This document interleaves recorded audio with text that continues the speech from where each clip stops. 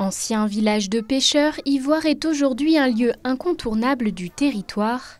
Réputé pour ses ruelles fleuries, ses remparts et portes fortifiées, ce village avait à l'époque un caractère militaire de par sa localisation. Situé entre le Grand Lac et le Petit Lac, il est à l'endroit le plus étroit du Léman. On se trouve devant les fortifications et l'entrée du village d'Ivoire qui a été construit dès 1306 par Amédée V de Savoie. En fait, le choix d'Ivoire vient du fait qu'on se trouve à l'endroit où le lac est le plus étroit et qu'à cette période, autour du XIIe, XIIIe et XIVe siècle, c'est vraiment la période où les seigneurs de Savoie sont en train d'étendre toute leur hégémonie autour du Léman. Et donc le but, c'est d'avoir des positions militaires qui sont là pour surveiller le Léman, qui est un véritable lieu de circulation à la période médiévale. Autre monument phare de ce village médiéval, l'église Saint-Pancrace, dont l'origine remonterait au XIIe siècle.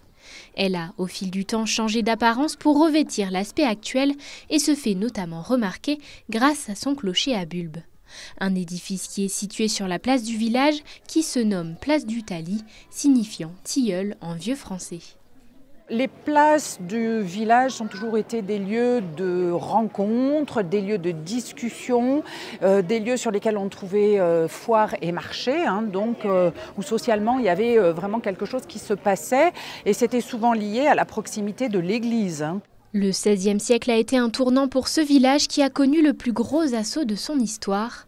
Le château a été incendié et ses remparts ont été presque entièrement détruits, perdant ainsi sa puissance militaire. Ivoire s'est donc fait oublier à partir du XVIIe siècle, ce qui a permis sa préservation. Après-guerre, petit à petit, les gens du village ont commencé à exploiter en fait les bâtiments qui appartenaient à leur famille, soit pour en faire des cafés, on vendait le produit de la pêche, et c'est comme ça que petit à petit, les habitants sont tombés dans le tourisme. Accueillant chaque année plus d'1 million de visiteurs, ce village médiéval vieux de près de 700 ans est inscrit au site et monument historique de France.